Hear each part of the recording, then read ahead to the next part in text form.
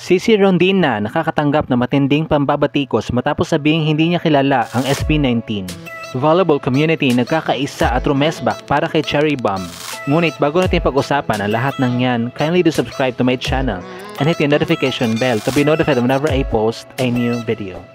Matapos tanungin si Cici Rondina sa isang independence program in Korea kung kaninong performance ang pinaka-inaabangan o inaantay niya, at nung may nagsabi na SB19, kaagad naman sinabi ni Cherry Bomb na Starbucks lang ang alam niya.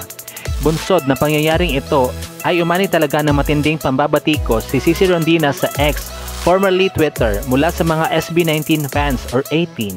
Kaya naman kinailangan niya mag-live sa Instagram upang sabihin na hindi niya personally kilala ang SB19 at minabuti niya ding humingi ng sorry kung marami mang na-offense sa kanya. Samantala, narito naman ang ilan sa mga posts ng SB19 fans on X. Medyo hard ang message ko sa kanya but no bad words, and she's apologetic naman and sincere sa pag-sorry, so okay na ako.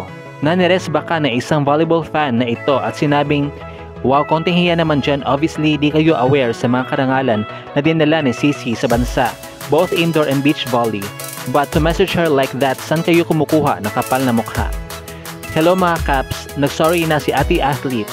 Okay na rin ako, salamat ate. I supported Cici pero nag-top na ba sa iTunes si Cici, katulad ng aming mahalima. Kinelkal din ng mga SB19 fans ang isang lumang post sa X na kung saan naging miyembro pala ng Pepsi family ang SB19 at si Cici Rondina.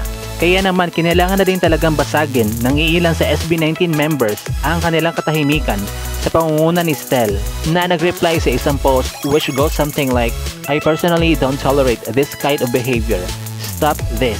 Habang si SB19 member Pablo naglabas naman ng kanyang statement na nagsasabing respect and acknowledge na hindi lahat ng tao aware o kilala ang grupo namin. Hindi rin sa lahat ng oras, everyone will hold a favorable opinion of us. That's fine, there's no reason to spread hate, disrespect, or drag down our fellow Filipinos. Dahil dito ay tila bumabaliktad na ang mga pangyayari sapagkat pinapatrend ngayon ang hashtag na SB19 fans apologize to Cici. Anong say inyo sa issue na to? May kasalanan ba si Cici dahil hindi niya kilala ang SB19?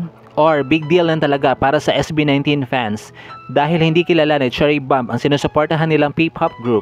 Well, for me, first of all, magkaiba sila ng wavelength. Aligaga si Cherry Bomb Cici Rondina sa training at pagre-represent sa ating bansa, lalo na't papalapit na ang FIVB Challenger Cup. Habang ang SB19 naman pinagkakaatubilihan ang pagre-rehearse at pagpe-perform sa iba't ibang big venues. Magkakaiba man sila ng mundo na ginagalawan, subalit ang common denominator nila ay winawagayway nila ang bansang Pilipinas. Pareho sila nakakapagbigay ng karangalan para sa ating bansa dahil pinapakita nila ang kani-kanilang talento sa iba't ibang panig ng mundo. Binibigyan nila tayo ng rason upang mas lalo tayo maging proud na maging Filipino. At dito na nga po nagtatapos sa ating video. Thank you so much for watching. Huwag niyo po kalimutan mag-subscribe sa aking channel para ma-notify ka kapag may panibago akong video.